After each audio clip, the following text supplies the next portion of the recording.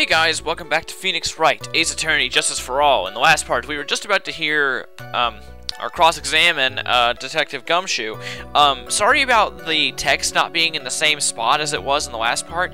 It's just that I couldn't save it at the screen it was in when I ended it off. I had to just start, his actual testimony for me to save it. But anyway, here we go.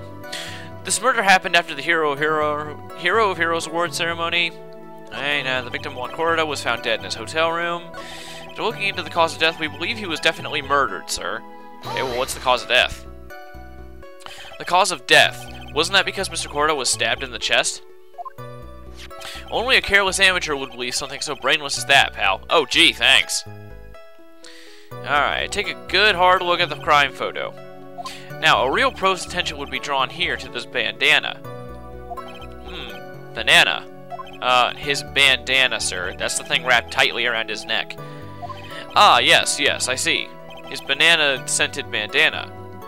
Then... okay, then what about the knife? It seems to have been stuck in the victim's chest on purpose after his death. We have a crafty murderer on our hands here. Why? Yeah, apparently if you stick something in someone's chest after they're dead, you're apparently crafty. Yeah, because it takes a lot of skill to stab someone while they're already dead. First, we thought there was something suspicious about the empty guitar case. Yeah. Why? And why did you think that? Because it was empty, pal.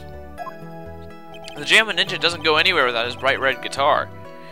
And we couldn't find it anywhere at the scene of the crime. Oh, then how about this theory? A fan really wanted the guitar and did the crime to get it. How's that? We thought of that too, but... The only fingerprints on the guitar case were the victims. Only the victims, huh? I see. Ah, so much for my theory, then. It actually wasn't really all that bad of a theory, but I doubt they'd kill him just for a friggin' guitar. Alright, however, we later found out that the guitar case had nothing to do with the murder. What do you mean? What convinced you it had nothing to do with the case?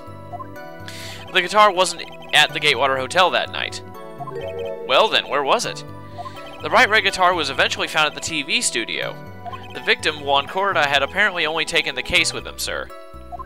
So you mean he forgot to put the guitar inside the case? Yes, sir. Even when he was on stage for the ceremony, he didn't have his guitar. So that guitar case was empty even before he got to the hotel. Yeah, that's right. So it really had nothing to do with the case after all. I believe that is enough. First, the victim was choked to death with his bandana. Then, after the victim was dead, the killer deliberately stabbed him with a knife. Which brings me to my next point. Why then did the police arrest Matt Angarde? Because there was reason enough to suspect him. Here it comes. Looks like Edgeworth's back in full swing. Very well, Detective Gumshoe, please testify about this matter. Yes, sir. Alright, why arrest Angarde? Matt Angarde and Juan Corda were huge rivals with each other. They each thought the other guy was in his way. That's motive enough in my book. As for evidence, there's the Jammin' Ninja's button. It was ripped off the ninja costume and was found in Mr. Angarde's hakama. The defendant's fingerprints were also all over the knife. The defendant bought the knife for the crime, which makes this a premeditated murder.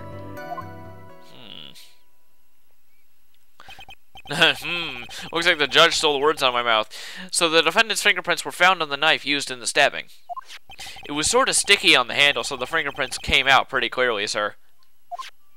Knife added to the court record. Alright. And there's this button. That was found in the defendant's clothes, was it? And this button is also covered in blood. Yes, and we know that the blood on it is the victim's blood, sir. What? Alright, Jammin' Ninja's button added to the court record. All this points very clearly to the defendant, doesn't it? Yes, it most certainly does, Your Honor. Ready to give in yet, Wright? I'll find the hole in your argument somehow. You can press as hard as you'd like, just hurry up with your usual pointless questions. Ugh. Yay, at least it's a lot... at least Edgeworth is a bit more lighthearted than Von Karma. Alright, Angarde and Juan Corda were huge rivals with each other. They each thought the other guy was in his way. That's motive enough in my book. Why not this? Alright. Wait just 1 second here. Mr. Unguarded was beating Mr. Korda in the popularity polls. Well, yeah, I guess, but... Which means that in the defendant's eyes, the victim was not a rival at all.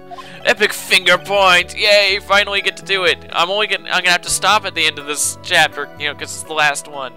Which means he had no motive to kill at all. Yay! I'm smart. Yes, I quite agree. Well, Detective, it's not... Well, I guess if you put it that way, then yeah, the defendant would have had no motive. Objection! Awesome way to say it. Detective, I'm beginning to see why you were fired. No, not you too, Mr. Edgeworth, sir. That's... I look forward to your pension negotiations. No! No! Now, Detective, let's continue with the testimony. Sniffle. No, not my poor pension, too. Detective, if you value your money, screw the rules. He has money. I suggest you proceed. Yes, sir. We can talk about my pension later, sir. What about what I was saying? Hello, anyone? That's just what I was gonna say. As for evidence, there's a gem in this button. Alright, it was ripped off the ninja costume. It was found in Mr. Unguarded's Hakama. How about this? When was this button found? Pretty soon after the body was found, we rounded up everyone who knew Mr. Korda, and then we did a search on them all. That's when we found the button. So it was almost immediately after the murder. The police didn't have the free time to lollygag and play tricks, unlike some people. Hey, what is he trying to say about me here? Okay, Edgeworth, you shut up. Alright, the defendant's fingerprints were also all over the knife. I'm just gonna ask about a bunch of stuff. How were the fingerprints arranged on the knife? Huh? What do you mean, pal? By examining the fingerprints, you can determine how the defendant held the knife. For example, did he hold it normally or overhand? Oh, is that what you meant? Well, we didn't actually think of that. I can't believe the bumbling of this department. Hopeless. Were you paying attention to the testimony, Wright? The defendant's fingerprints were all over the knife. There is no way to determine how the knife was held at the moment of the murder. So is the defendant the owner of this knife then? No.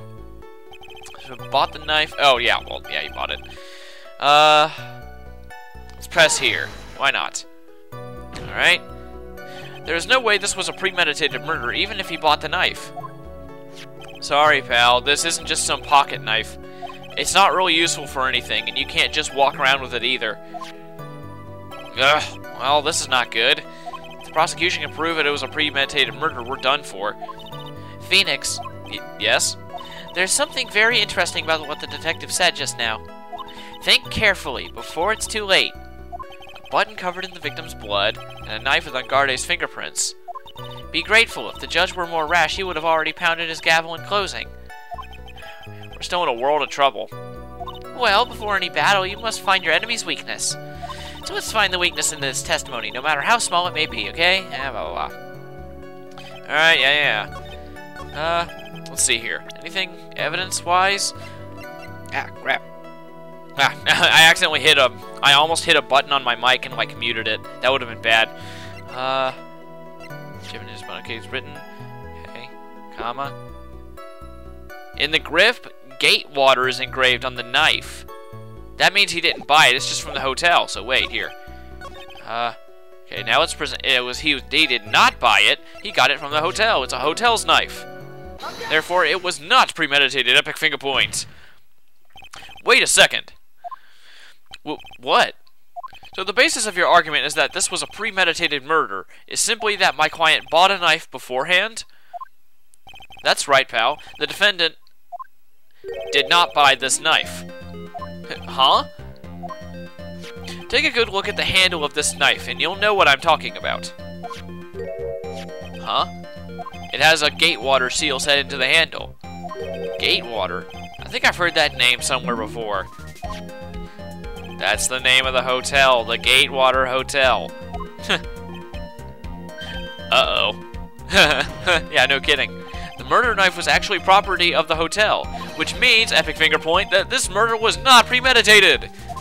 Yay. We found a weak spot. Yes, that is very true. This is a very big...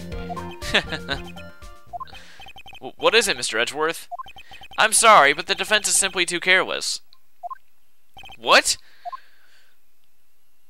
That's like a weird sprite. Like that one where he opens his eyes and he's like smiling evilly. It's a weird sprite. I don't like it. Anyway, I think the crime was premeditated or not has already been determined. Oh, I think whether or not the... whatever. How so? I admit this knife is hotel property. There is no one currently on the police force that is dumb enough to realize this. Wait, is no one currently... Okay. Dumb enough not to realize this, jeez. I didn't... Oh. The question is... Where did this knife come from? Why? That's obvious. It came from the victim, Mr. Corda's room. Sorry, Your Honor, but that is incorrect. The victim ate a last meal before he was murdered. With that being the case, I would like to draw the court's attention to what is on top of the table, because apparently Mr. Edgeworth can project images of rooms into people's minds. There's a knife and fork on the table. Yeah, it's right there. Then, where in the world did this knife come from? I like this music, though. It's like Edgeworth's theme, I guess. If it pleases the court, I would like for us to recall the room of the defendant, Mr. Matangarde. Oh, crunchberries. Especially what was on top of his table. There is something missing. Perhaps it is a single knife. Great. That's just great. We investigated the leftover dishes for fingerprints, and while we were investigating, we came to the conclusion that Mr. Matangarde's knife was missing. Ugh. Mr. Angarde had gone to the victim's room with the knife he had used during dinner. Why would he carry a knife onto a visit? To kill, of course. On a visit, whatever. Jeez, I'm having trouble with the words today. And with that, I believe the prosecution has proven this was a premeditated murder. You're good, Edgeworth, but you're not the best. We'll win. Amazing, Mr. Edgeworth. Absolutely brilliant. A brilliantly clear deduction. Good lord, I can't talk. It seems like Edgeworth had this plan from the very beginning. This must be one of those traps, and I just walked headlong into it. A murder weapon with fingerprints and a button from the victim's costume. There's quite a sizable amount of evidence here. I can safely say that any further deliberation is a waste of Your Honor's time.